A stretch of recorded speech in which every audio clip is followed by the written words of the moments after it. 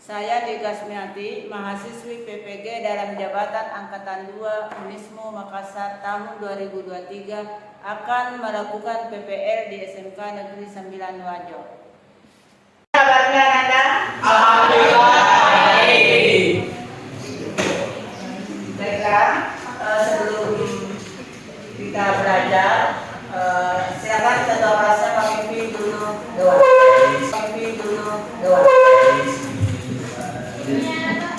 Seluruhnya Indonesia, sebelum belajar, marilah kita berdoa. Doa dimulai.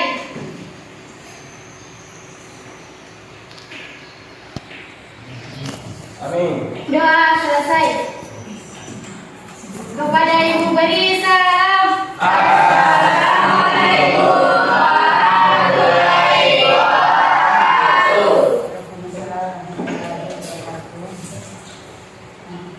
Marilah kita menyanyikan lagu nasional,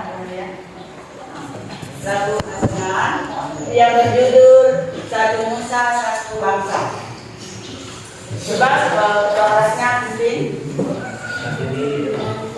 Satu dua ya. Satu nusa, satu bangsa, satu bahasa kita. Tanah air pasti jaya untuk selama-lamanya. Indonesia pusaka, Indonesia tercinta, nusa bangsa dan bahasa kita rela bersama. Gimana kalau kita bikin dulu? Ikuti Ibu ya. Supaya jangan tangan saja santai. Nah, 1, 2, 3. Tangan ketemu tangan tepuk 3 kali. Tangan ketemu tangan tepuk 2 kali. Tangan ketemu tangan tepuk 1 kali. Tangan ketemu tangan bilang hore.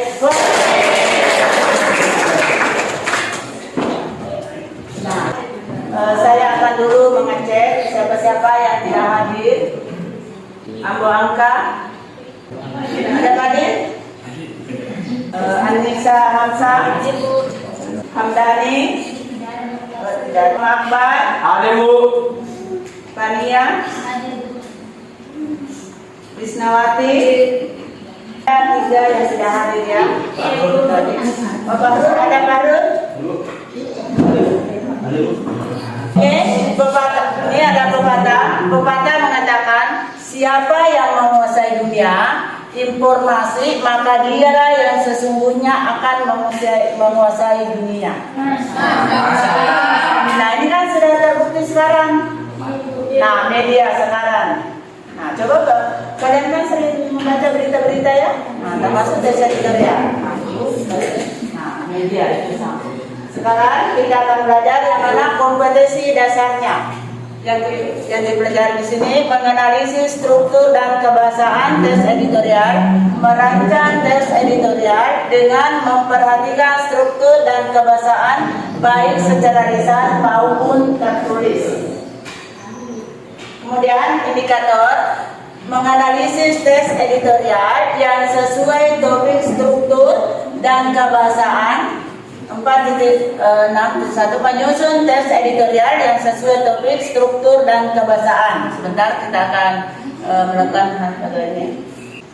Tujuan pembelajaran. Jadi tujuan pembelajaran kita hari ini, peserta didik mampu menganalisis struktur dan kebahasaan editorial. Kedua, peserta didik mampu menyusun tes editorial yang sesuai topik, struktur dan kebahasaan. Nah, apa itu redaksi? Pernah dengar redaksi? Nah, redaksi itu badan bersurat kabaran yang memilih dan menyusun tulisan yang akan dimasukkan ke dalam surat kabar dan sebagainya. Ini pengertian menurut Kamus Besar Bahasa Indonesia. Nah, yang menulis tes editorial itu adalah wartawan dari redaksi tersebut, yang penulisnya. Nah, biasa disebut redaktur. Nah, itulah tes editorial. Yang menulis itu disebut redakturnya. Nah, kemudian, yang mana itu yang media informasi? Nah, tentu kalian ini ada 3 di sini media informasi, ada namanya media cetak. Yang mana itu media cetak? Ya, nah, media informasi elektronik, kemudian media internet. Nah, tentu kalian pernah mendapatkan informasi dari ketiga ini. Nah, tapi yang sering kalian lakukan yang mana di sini? Ya, media internet. Nah, dari media internet kita bisa mengetahui berbagai macam informasi dari belahan dunia ini. Walaupun kita tinggal misalnya di Sulawesi Selatan, khususnya di Wajo, nah, kita bisa mengetahui tentang keadaan dunia. Contoh editorial yang dicetak. Nah, inilah contohnya editorial yang dicetak yang dari surat kabar. Nah, pastikan vaksin aman untuk rakyat. Nah, ini tes editorial yang di media cetak. Nah, ini misalnya bahu membahu menjaga rupiah. Nah, ini contoh editorial pada elektronik. Nah, ini coba lihat lapannya ini di mana media elektronik, dari mana ini kira-kira? TV ya. TV mana? Tim Independen Selamatkan KPK di mana ini? Nah, ini di Metro TV. Inilah contoh daripada tes editorial pada elektronik. Contoh editorial pada internet. Nah, ini pernah Anda ini menggunakan ini? Nah, contoh editorial pada internet ini media Indonesia, ini editorial. Nah, ini semua. Ini contohnya. Nah, apa itu tes editorial? Coba bisa dibaca, Anda bisa baca? Artikel pertama yang ditulis oleh redaktor berdasarkan reaksi terhadap satu peristiwa. Nah, tes editorial adalah artikel utama yang ditulis oleh redaktur koran yang merupakan pandangan redaksi terhadap suatu peristiwa atau berita aktual sedang menjadi sorotan, fenomenal dan kontroversial, menimbulkan pendapat.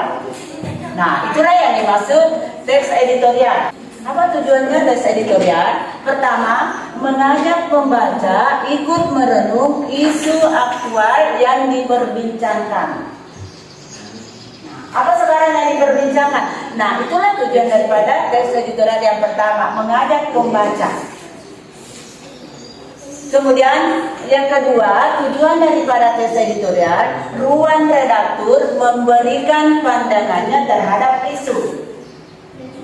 Itu tujuan daripada tes editorial. Kemudian yang ketiga, menggerakkan pembaca untuk tergerak, terlibat atau memahami lebih dekat terhadap isu yang sedang banyak dibicarakan. Nah, yang keempat, memberikan pemikiran atau mengajarkan penyelesaian masalah. Nah, inilah tujuan daripada teks editorial. Ciri-cirinya apa kira-kira? Tema yang aktual dan faktual. Apa itu aktual? Aktual itu terupdate, terkini, yang sedang dibicarakan. Nah, faktual itu fakta. Nah, benar. Jadi temanya itu biasa tes editorial, tema yang aktual, yang terupdate, yang terkini, yang menjadi sorotan. Itulah ciri-cirinya. Yang kedua, sistematis dan logis, masuk akal, ya. Kemudian argumentatif. Nah, ciri-cirinya argumentatif. Apa itu argumentatif? Pendapat. Nah, ya, argumentatif itu argumen untuk meyakinkan orang atau menguatkan pendapat. Nah, yang ini ciri-cirinya ada berita fakta dan opini. Ada faktanya benar-benar terjadi, ada opini pendapat penulis. Jadi pendapat daripada penulis itu ciri-cirinya. Contoh-contoh daripada berita-berita yang viral. Nah, masyarakat senang berita aktual dan faktual.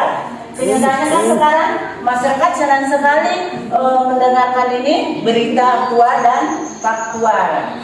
Ada isunya tentang Palestina. Nah, masyarakat suka lihat. Nah, dengan ada isu-isu itu, nah dibukalah karena masyarakat ingin tahu. Nah, apakah Anda juga biasa begitu?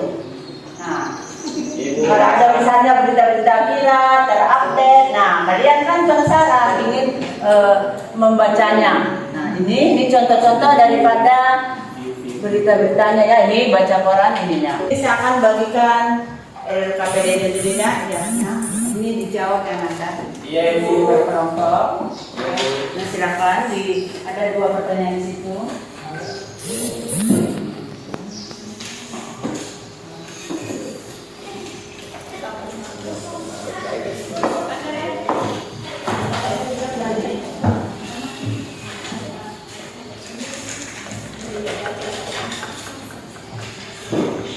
Sudah ada semua? Tulis di belakangnya. Ya, tulis nama kelompok. Silakan dikerjakan Anda. Kalau sudah selesai dipresentasikan di atasnya. Nah, ditulis. Ada 2 pertanyaannya di situ. Pertama, analisislah struktur teks editorial yang berjudul pengangguran makin bertambah. Yang kedua, menyusun teks argumen teks editorial. Jadi cari topik yang isu yang terupdate, ya, yang terkini, ya, yang lagi viral kira-kira. Apa kira-kira yang lagi viral yang terupdate? Nah, tentang Palestina. Kalau di sini topiknya apa kira-kira isu yang mau ditulis tentang Palestina. Terus kalau di sini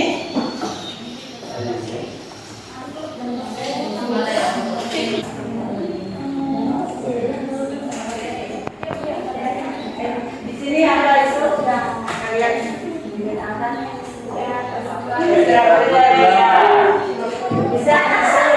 Bisa juga tentang kantin, kantin sekolah.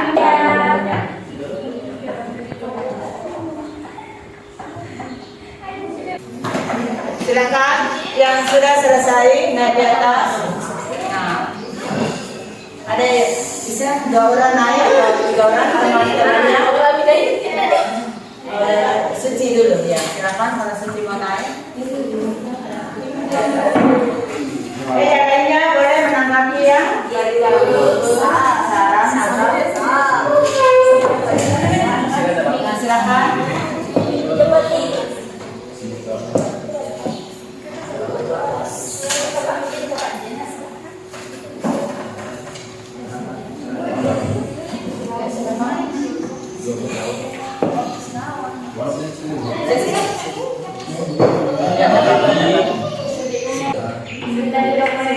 Assalamualaikum warahmatullahi wabarakatuh. Waalaikumsalam warahmatullahi wabarakatuh. Marilah kita panjatkan kehadirat Allah Subhanahu wa taala atas segala nikmat dan hidayahnya sehingga kita dapat berkumpul di tempat yang sedemikian ini. Tak lupa pula kita kirimkan salawat serta salam kepada Rasulullah Muhammad SAW, Nabi yang telah membawa kita dari alam gelap menuju ke alam yang terang menjelang. Perkenalkan, nama saya Samsudina selaku moderator dan teman saya Suci Fatmalasari selaku komentari. Untuk mengefisienkan waktu, saya persilakan kepada komentari untuk memaparkan materinya. Baik, Assalamualaikum warahmatullahi wabarakatuh. Sebelumnya saya ucapkan banyak terima kasih untuk moderator karena telah memberi saya kesempatan untuk memaparkan hasil analisis struktur teks editorial yang berjudul dampak sosial e-commerce membuat UMKM anjlok. Baru-baru ini kita mungkin sudah tahu bahwa salah satu sosial e-commerce yaitu TikTok telah dihapus secara resmi oleh Menteri Perdagangan Indonesia dalam Peraturan Menteri Perdagangan Nomor 31 Tahun 2023. Baik, sebelum itu saya akan menginformasikan bahwa TikTok Shop secara perdana muncul menjadi salah satu e-commerce pada 17 April 2021 dan ditutup pada 4 Oktober 2023. Sosial e-commerce ini atau yang dikenal TikTok Shop telah menjadi sosial media sekaligus transaksi jual beli kurang lebih 3 tahun. Hal itu tentu menimbulkan pro kontra dengan pedagang-pedagang UMKM karena TikTok Shop menjadi top e-commerce terlaris tercepat dalam kurun waktu kurang lebih hanya 3 tahun. Impact-nya, perubahan yang sangat signifikan untuk pedagang kaki lima atau UMKM menjadi kurangnya peminat dibandingkan berbelanja pada sosial e-commerce. Menteri Perdagangan Zulkifli Hasan menyatakan bahwa media sosial hanya boleh memfasilitasi promosi barang atau jasa, tidak boleh lagi langsung menyediakan fasilitas pembayaran dan transaksi jual beli. Dan kemudian pemerintah juga kembali menekankan kepada perusahaan e-commerce untuk tidak boleh menyatukan data dua platform yang berbeda. Ini mencegah penggunaan data pribadi untuk kepentingan berbisnis. Baik, untuk saya sendiri sedikit tidak setuju terkait dengan penghapusan TikTok Shop ini karena seperti yang kita tahu sekarang merupakan eranya teknologi. Sebagian besar orang-orang saat ini melakukan berbagai kegiatannya melalui online, termasuk kegiatan berbelanja. Jadi di sini saya lebih mengutarakan aspek para generasi muda saja mengenai efisiensi dalam membeli suatu barang atau produk melalui digitalisasi.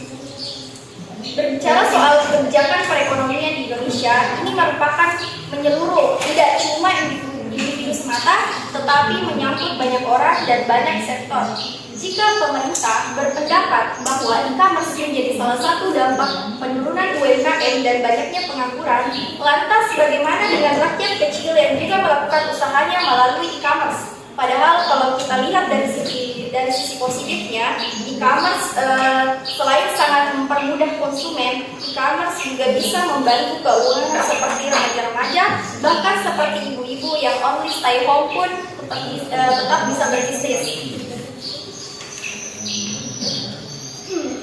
Nah, memang ada kebijakan tentang pembatasan peran media sosial dalam transaksi ekonomi, tapi menurut saya tetap tidak efektif kalau e-commerce menjadi salah satu alasan tidak seimbangnya perekonomian UMKM. Seharusnya di sini pemerintah mencari solusi antara pro dan kontra persoalan ini. Pemerintah seharusnya dapat membantu para pelaku UMKM ini untuk lebih melatih keterampilannya agar dapat meningkatkan daya saing penjualan di era yang serba digitalisasi ini.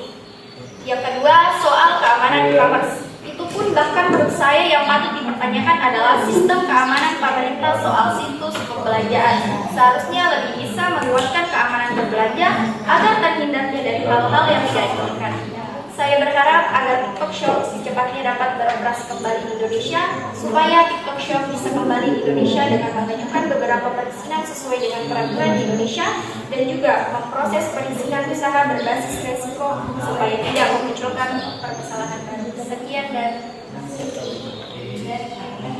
terima kasih. Itulah tadi pemaparan materi dari saya.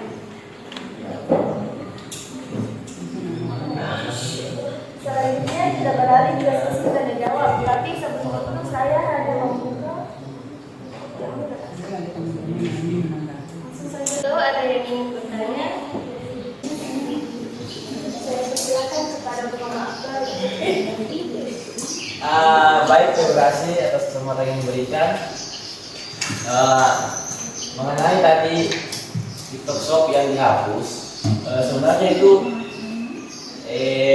memang harus dihapus karena bagaimana yang masyarakat bisnis atau orang tua yang tidak tahu internet atau teknologi yang mendata, di situ pasti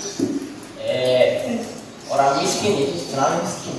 Kenapa? Sekarang orang-orang memanfaatkan TikTok Shop kan? Makanya pemerintah hapus sih yang namanya TikTok Shop. Jadi, saya saja cocoknya pemerintah hapus TikTok Shop. Jadi, itu tadi opini. You know?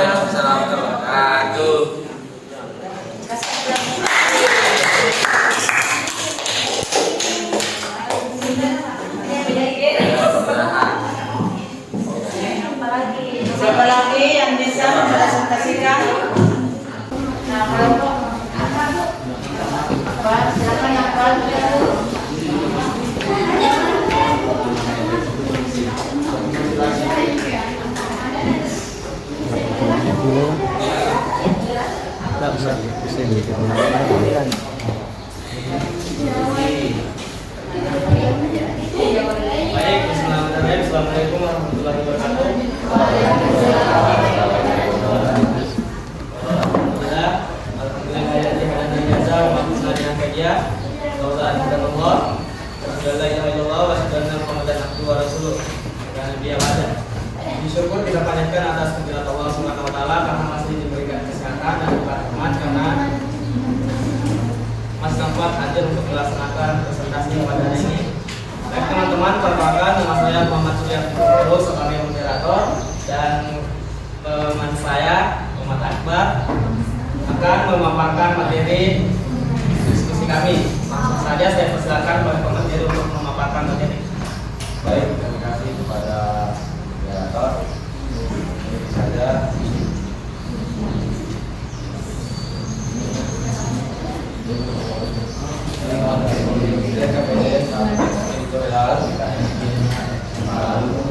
kegiatan ekstrakurikuler di sekolah. Pada ini sekolah banyak menyelenggarakan berbagai kegiatan ekstrakurikuler. Selain sebagai sarana edukasi, kegiatan sekolah sedang memiliki manfaat yang signifikan dalam mengembangkan kreativitas siswa. Selain itu, kegiatan ini juga dapat menjadi wadah untuk menyalurkan hobi dan minat individu siswa. Setiap siswa tentunya memiliki minat dan bakat yang berbeda-beda. Oleh karena itu, sekolah memberikan banyak kegiatan ekstrakurikuler yang sesuai dengan minat para siswa, seperti karya ilmiah remaja masjid, basket, dan lain-lain sebagainya. Namun, tidak semua siswa tertarik untuk mengikuti kegiatan ekstrakurikuler yang diselenggarakan oleh sekolah. Beberapa siswa mungkin enggan mengikuti ekstrakurikuler karena berbagai alasan. Salah satunya adalah rasa malas karena merasa kegiatan tersebut tidak memberikan manfaat yang cukup. Para guru untuk memberikan motivasi dan semangat kepada siswa. Tujuannya adalah agar siswa dapat mengembangkan bakat dan kreativitas mereka dengan baik. Guru dapat menerapkan berbagai cara seperti melakukan tes minat, bakat, dan kreativitas, sehingga keunggulan individual dapat dikembangkan dengan melalui kegiatan ekstrakurikuler. Kegiatan ekstrakurikuler bukan hanya tentang bersosialisasi dan interaksi antar siswa, tetapi juga memberikan kesempatan kepada siswa untuk meraih prestasi di luar bidang akademik. Setiap siswa seharusnya menyadari manfaat dan keuntungan yang dapat diperoleh melalui kegiatan ekstrakurikuler ini. Baik, itulah pemaparan materi dari pemateri. Terima kasih saya ucapkan kepada pemateri atas materi yang saya paparkan. Baik, selanjutnya kami membuka forum diskusi. Jika ada dari materi kami yang perlu didiskusikan, silakan. Silakan dari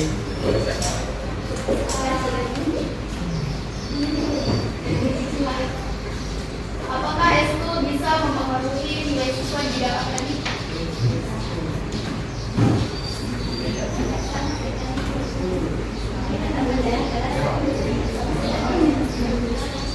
baik, saya akan menjawab pertanyaan dari sebenarnya itu tidak akan mengganggu sama sekali jika keterlambatan dari mengerjakan tugas itu dikerjakan pada saat kembali di sekolah. Bagaimana saudari kerja Pak Bos? Terus bagaimana solusinya jika misalkan ada kegiatan ekstrakurikuler yang bersama dan pelajari, terus ada juga kegiatan ekstrakurikuler yang harus kita laksanakan, bagaimana kita membagi waktu kita, mana yang kita pilih? Kalau menurut pengalaman diri sendiri ya, lebih penting organisasi. Karena kenapa kalau ikut organisasi? Kan itu memang risikonya kau masuk organisasi. Kalau pelajaran itu kan setelah kegiatan ekstrakurikuler bisa dikerjakan di rumah. Sebenarnya tergantung dari siswa. Kalau sudah puas, Tapi apa namanya, kan nilai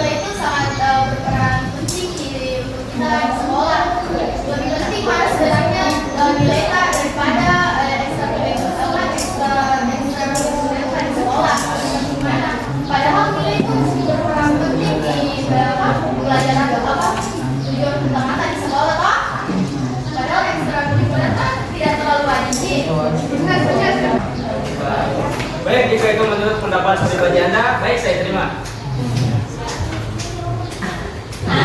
Baik, ada pertanyaan lain?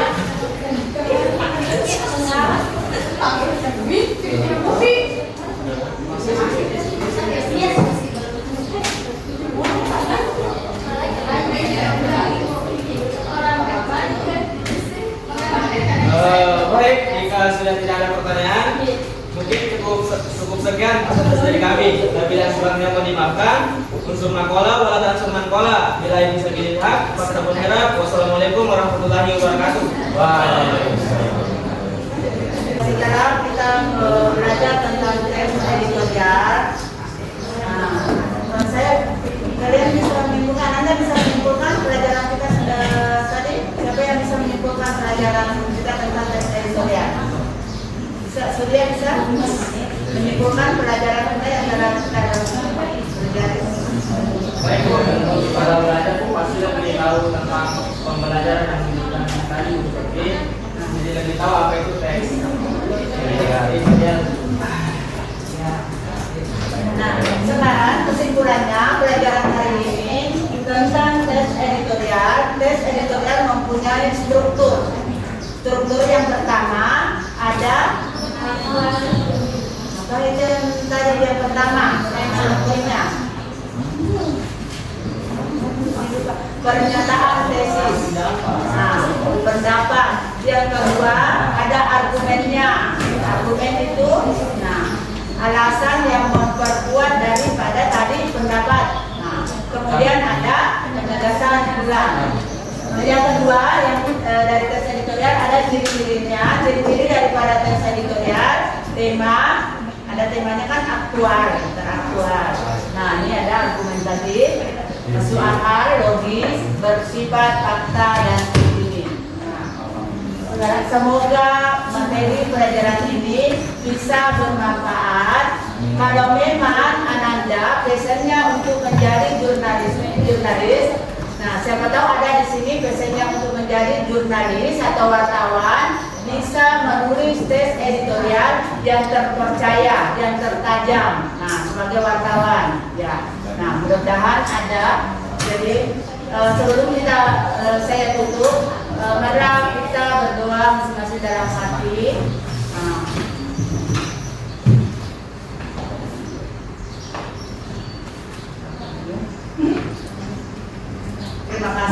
Terima kasih ya. Pelajaran kita selesai. Assalamualaikum warahmatullahi wabarakatuh.